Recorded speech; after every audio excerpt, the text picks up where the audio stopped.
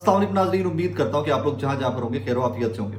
नाज़रीन, वैसे तो निज़ाम ऐसे ही चलाया जाता है कि you scratch my back, I will scratch your back. लेकिन पाकिस्तान के अंदर कुछ अजीबो गरीब किस्म का निज़ाम बन गया हुआ है। यहाँ पर चंद सेगमेंट्स निकाल दीजिए सिर्फ पूरी सोसाइटी के, ओवरऑल सोसाइटी के, हुकूमत के, तो उसके अलावा बस सारा मुल्क बेबस सा है। यहाँ तक कि वी ऑल नो दैट कि 26वीं यानी तरमीम के बाद जुडिशरी के साथ क्या हुआ, और जुडिशरी किस हद तक अपनी वक़्त खो चुकी है। जस्टिस मंदोखेल सुप्रीम कोर्ट में चीखते रहे आनी बेंच के ज़माने में सुप्रीम कोर्ट की इज्जत बहाल करनी एंड ऑल दैट, लेकिन पूरे पाकिस्तान को पता है कि सुप्रीम कोर्ट की इज्जत किस हद तक बहाल अब हो सकती है और क्या क्या स्टेप्स लेने पड़ेंगे। 26वीं यानी तरमीम अंडू हो, वो जो माजी में सारी गलतियां कोताहियां हुई हैं उनके ऊपर एक्सेप्ट करके माफ़ी मांग के आगे चला जाए तो शायद जुडिशरी की इज्जत बहाल हो जाए। लेकिन हम इसके ऊपर डिटेल में बात नहीं करते, हम सिर्फ फैक्ट्स पे बात करते हैं। इस ब्लॉग के अंदर दो खबरें। एक तो जनाब ये जो बहुत जल्दी जल्दी ट्रायल हो रहे हैं ना तहरीक इंसाफ के, ये इसके पीछे कहानी क्या है और कैसे इसके अंदर भी जस्टिस याहिया का एक फैसला जो है वो एक कह लीजिए कि वो एक कुशन बन गया हुकूमत के लिए और मौजूदा निज़ाम के लिए। बट लेट्स स्टार्ट विद आइनी बेंच। आनी बेंच ने रिसेंटली एक फैसला दिया है। तीन फैसले बेसिकली उन्होंने अभी तक बड़े दिए हैं, मैं उसके ऊपर पहले भी बात कर चुका हूँ। मैं सिविलियंस का मिलिट्री ट्रायल्स में courts, yes you can do that. Seniority जजेस की इस्लामाबाद हाईकोर्ट वाला मामला वो उन्होंने दिया है, और तीसरा फिर उन्होंने दिया अभी रिसेंटली मखसूस नशिस्तों वाला। एक फैसला बहुत अहम था जिसके ऊपर बहुत, वैसे तो ये तीनों फैसले बहुत ही अहम थे, बट एक फैसला ऐसा था कि जिसके ऊपर बहुत ही शोर मचा था, इवन इंटरनेशनली बहुत ज्यादा शोर मचा था। वो था सिविलियंस का मिलिट्री कोर्ट्स में ट्रायल। जब ये फैसला दिया आईनी बेंच ने तो साथ ये भी कह दिया कि 45 दिन के अंदर पार्लिमान कानून साजी करे कि जनाब इस पे जो अपील का हक जो है वो दिया जाए एंड एवरीथिंग। ठीक है, आईनी बेंच ताकतवर तरीन जुडिशरी का बेंच राइट नाउ। मतलब यू ऑल नो दैट कि चीफ जस्टिस एक साइड के ऊपर, सीनियर यूनियन जज एक साइड के ऊपर, पाकिस्तान के क्या तारीख के सबसे बड़े केसेस जो हैं वो आईनी बेंच के सामने लग रहे हैं। जनाब हाजी अमीनुद्दीन खान साहब, मंदोखेल साहब और ये तमाम लोग जो हैं ये तमाम लोग वो केसेस सुन रहे हैं। अब 45 दिन का वक्त दिया गया किसी हुकूमत की जानिब से जिस हुकूमत को सुप्रीम कोर्ट के फैसले बज़ाहिर बहुत एम्पावर कर रहे हैं। तमाम तर फैसले जो अभी तक आए हैं मौजूदा निज़ाम को, स्टैब्लिशमेंट को, हुकूमत को, वो डायरेक्टली एम्पावर करते हैं। हम ये नहीं कहते ना कि उसमें किसी की बदनीचती है, हम कैसे कह सकते हैं, लेकिन एम्पावर जरूर करते हैं। तो जो उसका जो बेनिफिशियरी होता है वो हुकूमत है, स्टैब्लिशमेंट है मौजूदा निज़ाम में। अब उस बेनिफिशियरी ने कहीं पर भी आईनी बेंच की लाज नहीं रखी। आईनी बेंच कहता है जनाब के जाएं आप पार्लियामान से कानून साजी करवा लें और पार्लियामान इसके ऊपर कानून साजी करे कि जनाब राइट ऑफ अपील दिया जाएगा वो तमाम सिविलियंस को जिनका मिलिट्री कोर्ट्स के अंदर ट्रायल होगा, सजाएं होंगी, एवरीथिंग। 45 दिन का वक्त गुजर चुका हुआ है, 51 दिन हो गए हमें, तकरीबन 51 दिन, 50 दिन से ऊपर के दिन हो गए हमें, और पार्लियामान ने किसी किस्म की कोई कानून साजी नहीं की। मैं सिर्फ ब्लॉग इसलिए रिमाइंडर दे रहा हूं अपने ऑनरेबल जजेस और जुडिशरी को कि सियासतदान तो कभी किसी का नहीं होता, सियासतदान तो अपना मफाद देखता है। तो ये शायद हाजी अमीनुद्दीन खान साहब को जुडिशल जो ये आईनी बेंच बना हुआ है, जो कॉन्स्टिट्यूशनल बेंच बना हुआ है, शायद अबाउट टाइम के ये पार्लियामान को, वजीर आजम को, स्पीकर को, किसी को जरा इंटीमेट कर दें कि यार जाग जाए, हमने एक फैसला दिया हुआ है और आईनी बेंच इतना तगड़ा बेंच है, इतने तगड़े बेंच ने फैसला दिया, आपने हमारा फैसला जो रद्दी की टोकरी में फेंक दिया, आप उसके ऊपर अमल दरामदी नहीं कर रहे। शायद कोई रिमाइंडर से कोई बात बन जाए, कोई रिक्वेस्ट से कोई बात बन जाए, रजिस्ट्रार रिक्वेस्ट कर दे, रिमाइंडर दे दे पार्लियामान को, स्पीकर को, पीएम ऑफिस को, मे बी कुछ बन जाए। लेकिन अभी तक के लिए हमारे आईनी बेंच का फैसला जो है वो रद्दी की टोकरी में पड़ा हुआ है when it comes to legislation. But at the same time दूसरी तरफ अभी मखसूस नशिस्तों वाला फैसला आया है, तो आप देखिएगा जस्ट लाइक दैट उसके ऊपर फैसले के ऊपर अमल दरामद भी होना स्टार्ट हो जाएगा। दो के साइंड जो कॉपी है फैसले की, अभी तक तहरीक इंसाफ ने भी उसके ऊपर पिटीशन डाल दी है कि हमें दी जाए एंड एवरीथिंग। तो उसके अंदर भी एक कॉन्ट्रोवर्सी है कि कितने जजेस का फैसला है, तनासुब कैसे पूरा किया गया, कुछ जज रिक्यूज कर गए, कुछ के डिसेंडिंग नोट्स थे, तो उसमें डिफरेंट मामलात हैं उसके अंदर भी। बट अभी तक के लिए जस्टिस हाजी अमीनुद्दीन खान साहब का एक फैसला जो है वो रद्दी की टोकरी में पड़ा हुआ है। अब एक और मखसूस नशिस्तों वाला जो इतना बड़ा झटका लगा पाकिस्तान तहरीक इंसाफ को, मैं इसको कहता हूँ पाकिस्तान तहरीक इंसाफ का ये मामला ही नहीं था। I will be very very honest, ये पाकिस्तान तहरीक इंसाफ का मामला था ही नहीं। ये पाकिस्तान के अंदर जमहूरियत का मामला था। ये हर उस शख्स का मामला था जो 18 साल से ऊपर का है, जो वोट डालने में बिलीव करता है और वोट डालता है या डालने का प्लान करता था। ये हर उस बच्चे का मुस्तकबिल था, जमहूरियत का मुस्तकबिल था जिसके साथ खेला गया है मखसूस नशिस्तों वाले मामले के ऊपर, जो पाकिस्तान के अंदर पैदा हुआ है और पाकिस्तान के लिए बेहतर ख्वाब देखता है, पाकिस्तान के लिए कुछ करना चाहता है। इस फैसले ने वो तमाम ख्वाब तोड़े हैं। इस फैसले ने जमहूरियत की रूह को ठेस पहुंचाई है। कालक मनी है जमहूरियत के मुख के ऊपर। लेकिन आप मानिए या ना मानिए, ठीक है, आप उसको वो देते रहिए तावीलें और दलीलें अब, लेकिन तारीख में इस फैसले को जैसे याद रखा जाएगा, we all know that. Anyways, main मुद्दे की जानिब आते हैं।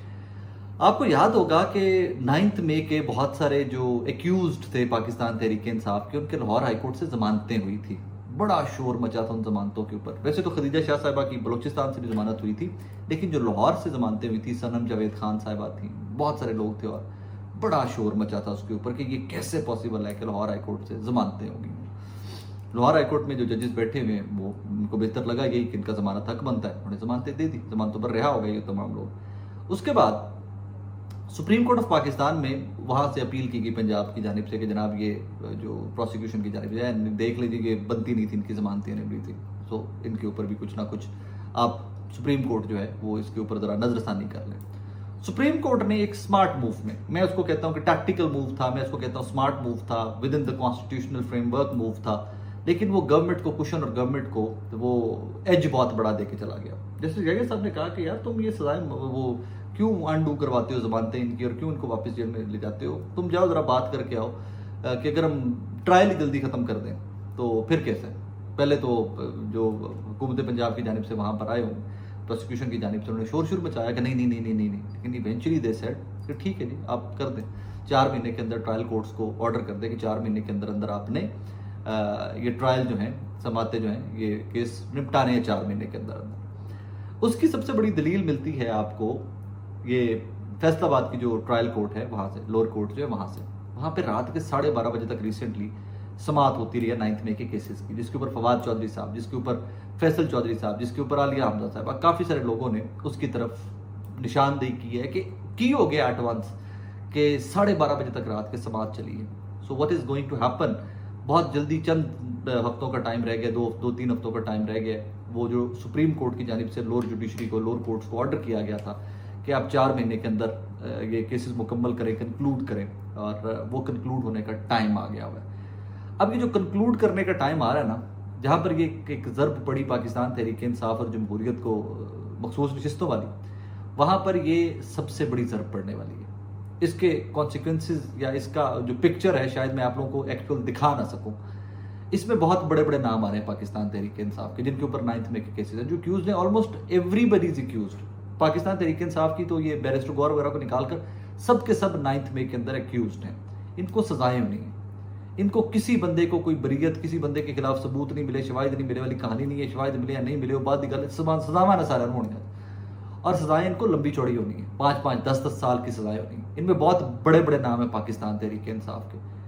इसमें अल्लाह करे कि आइन और कानून प्रिवेल करे, कॉन्स्टिट्यूशन प्रिवेल करे, लॉ प्रिवेल करे, यहाँ पर कोई सबूतों और शवाहिद के सर के ऊपर सजाएं हो पाकिस्तान के अंदर, और अगर शवाहिद और सबूत ना हो तो लोग बरी हों इन इल्जामात से। लेकिन how Pakistan is being run मुझे आपको बताने की जरूरत नहीं है। सनम जावेद खान साहिबा से लेकर वो तमाम लोग जो जमानतों पर रिहा हैं, इस टाइम के ऊपर जमानतों पर हैं, यहाँ तक कि साहबजादा हामिद रजा साहब, आलिया हमजा साहब रिहा हैं, बाहर हैं, तमाम लोग जो जेलों के अंदर हैं, उनके ट्रायल्स बहुत स्पीडी ट्रायल हो रहे हैं 9 मई के, यूं हो रहे हैं। और जैसे ही उनको सजाएं होंगी, जो मेंबरान नेशनल असेंबली और प्रोविंशियल असेंबलीज हैं वो सब के सब डिसक्वालीफाई हो जाएंगे। अब्दुल लतीफ चित्राली साहब, पाकिस्तान तहरीक इंसाफ के MNA, उनकी मिसाल आपके सामने है। जैसे ही उनको सजा हुई 9 मई के अंदर, वो डिसक्वालीफाई हो गए, MNA की सीट खाली हो गई। इसी तरह बहुत बड़े बड़े नाम हैं पाकिस्तान तहरीक इंसाफ के। इसमें शिबली फराज साहब भी गालिबन हैं काफ़ी सारे केसेस के अंदर गया, 1-2 के अंदर गया। I am not too sure about him, but 9 मई केसेस में जरूर होंगे। बिकॉज 9 मई केसेस में कुछ छोड़ ही नहीं बंदा इन्होंने। लीडरशिप तो दूर की बात है, वर्कर जो है वो हज़ारों में एक्यूज हैं। लाहौर वाले केसेस के अंदर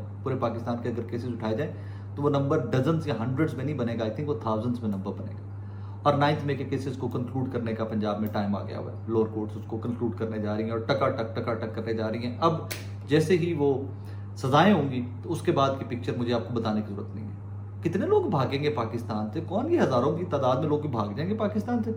सियासतदान है यहीं पर रहेंगे, तो इन तमाम सियासतदान जो किसी ना किसी केस में जिनका ट्रायल चल रहा है, समाज चल रही है, ये एक्चुअली घबराए हुए भी हैं।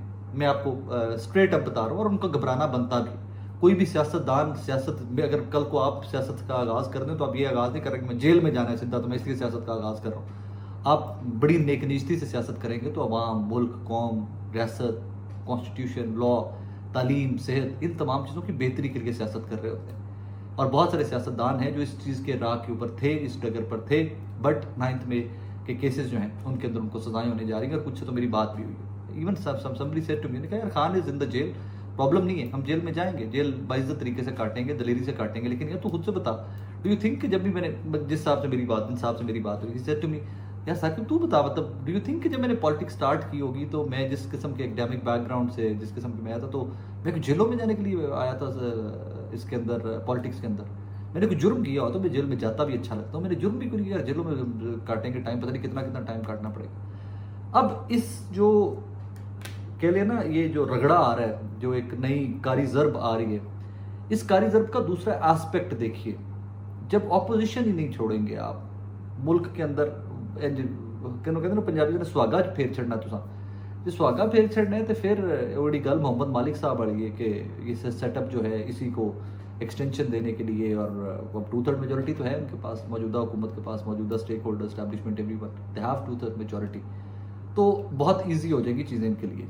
लेकिन एक चीज़ आपने भूलनी नहीं, जब चीज़ें बहुत आसान हो जाती हैं ना, कि जब वो कहते हैं ना ज़मीन बोस होती हैं, जब चीज़ें तबाही उतर जाती है, जब बुनियादें भी हिल जाती हैं, तो दैट इज़ द टाइम कि जब नया सिस्टम वहाँ से इवॉल्व होता है।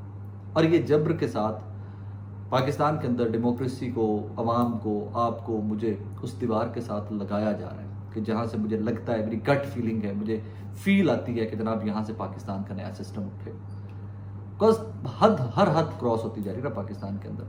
हमने पिछले 3 साल के अंदर वो सब कुछ होते देखा जिसका हम कभी सोच नहीं सकते थे। बहनों बेटियों हमारी जो है माएँ, चादर चार दीवारी चक्कर ही कोई नहीं, सबको ऐसे ट्रीट किया गया, पॉलिटिकल एक्टिविस्ट्स को सबको ऐसे ट्रीट किया गया सब के सब दहशतगर्द। तहरीक इंसाफ से ताल्लुक है तो दहशतगर्द, साफ़ी तहरीक इंसाफ के बयानियों को सपोर्ट करते हैं तो दहशतगर्द हैं। एक चीज़ याद रखिए, कभी भी कोई सहाफ़ी किसी सियासी जमात को सपोर्ट नहीं कर रहा होता अनलेस अनटिल के आप टाउट हो। मैं बार बार, अब इसका जिक्र मैंने बार बार किया करना है ताकि ये संद रहे। मुझे आज भी लगता है कि तहरीक इंसाफ आज जिस राह पे खड़ी है वो मेरे और आपके मुल्क के अंदर जमहूरियत की बका की राह है। लिहाजा मैं उनके नैरेटिव के साथ खड़ा, मैं उनकी पर्सनैलिटीज़ के साथ नहीं खड़ा, मैं उनकी पर्सनल पॉलिटिक्स के साथ नहीं खड़ा, nothing to do with that. मेरा पर्सपेक्टिव थोड़ा सा डिफरेंट है कि मुझे लगता है कि इमरान खान का बयानिया जो है, जो इमरान खान जिस नज़रिए की बात करते हैं वो ठीक है। कल को इमरान खान को छोड़कर इमरान खान एक सफ़े पे चले जाएंगे और नवाज शरीफ साहब ये बात कर रहे होंगे और दिल से कर रहे होंगे, मुझे पूरा एश्योरिटी हो कि अब दिल से बंदा बात कर, I stand by him. I talk about people. मुझे तारीख में ये नहीं लिखवाना कि जनाब साकिब, बेशक वो जितनी भी थोड़ी बहुत कमज़ोर सी खफीफ सी आवाज़ है, मुझे तारीख में यूँ नहीं याद रखे जाना कि जब जब्र का मौसम था, जब जुल्म का मौसम था, यजीदियत का मौसम था, तो साकिब भी उस सारे सेटअप का हिस्सा था। No, I am not, I will never be. So मैं अपने तक कोशिश करता रहूँगा, but this is what is coming Pakistan Tehreek Insaf पे in couple of days, weeks की बात भी नहीं रही, couple of days. Streak of सजाएं देखिएगा, सज़ा पे सज़ा, सज़ा फलां कोट लोअर कोर्ट सज़ा पे सज़ा देती जाएंगे डेज टू कम। भारत नाउम्मीद नहीं हो ना, कभी भी पॉजिटिव रहने, और पॉजिटिव रहने की एक वजह है कि शायद मैं जहाँ तक चला आया हूँ, यहाँ तक पहुँचो, तो आप सबने भी पॉजिटिव रहना है। अल्लाह करम करेगा, वो अल्लाह की ज़ात ऊपर बैठी हुई देख रही है, खैर करेगा वो। अपना बहुत सारा ख्याल रखना है, दुआ में याद रखना है। अल्लाह हाफ़िज़।